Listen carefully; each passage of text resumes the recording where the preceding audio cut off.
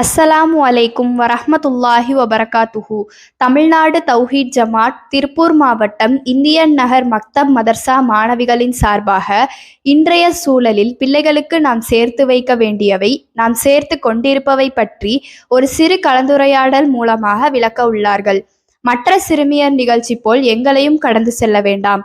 சிறிதே எங்களுக்காக உங்கள் மதிப்புமிக்க நேரங்கள்.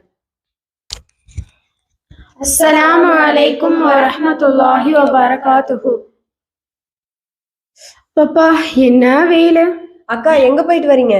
நான் தான் சொன்னல 2 சென்ட் இடம் வந்திருக்குன்னு. ஆமா, அததான் என் பிள்ளைங்க பேர்ல ரெஜிஸ்டர் பண்ணிட்டு வரேன். பிள்ளைங்களுக்கு பயங்கரமா சொத்து சேர்க்கறீங்க போல.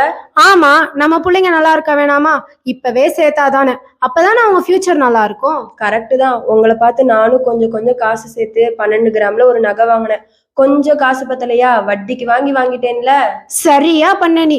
வட்டி காசை கூட அப்ப இப்பன்னு கட்டிக்கலாம். ஃபியூச்சர்ல நகை விலை ஏறும்ல, அப்ப உன் புள்ள நல்லா இருப்பான். என்னக்கா பேசுறீங்க? வட்டியா? அஸ்தோஃபில்லா. ஆமா ஆமா, இதை யார் சொல்றா பாரு.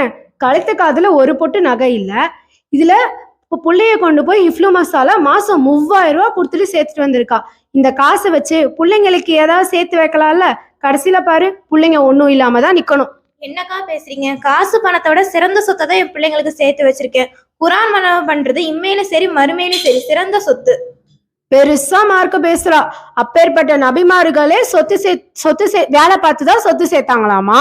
சொத்து சேர்த்தாங்க, அதுக்கு அதுதான் சிறந்ததுன்னு நினைக்கல, அதுதான் வேணும்னு அவங்க பிரார்த்தனையே செய்யல. மாறா நேர்வழி மன்னிப்பு தான் இந்த பிள்ளைங்களுக்காக கேட்டாங்க.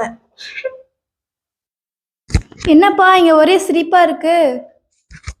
அக்கா இவளை பாருங்களேன், பிள்ளைக்கு சொத்து சேர்த்து வைடினா ஹிஃப்லு மதர்சால கொண்டு போய் சேர்த்து வச்சிருக்கா. கேட்டா அதுதான் அவ சேர்த்து வைக்கிற சொத்தான். நேர்வழிக்கு துவா கேட்கறாளாமா. நபிமார்களும் இப்படித்தான் பண்ணாங்கன்னு வேற சொல்றா. ஆமாம்மா, கரெக்டாக தானே சொல்லியிருக்கா. காசு வரும் போகும், ஆனால் நம்ம சொல்லி தந்த மார்க்கும் ஒழுக்கம், நம்ம அவங்களுக்காக செஞ்ச பிரார்த்தனை, இதுதான் நிலையானது.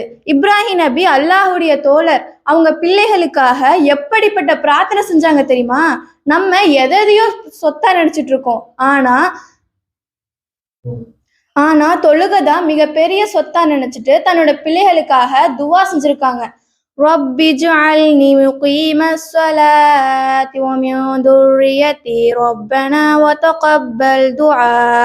எங்கள் இறைவனே, என்னையும் என் வழித்தோன்றல்களையும் தொழுகையை நிலைநிறுத்தக்கூடியவர்களாக ஆக்கி வைப்பாயாக.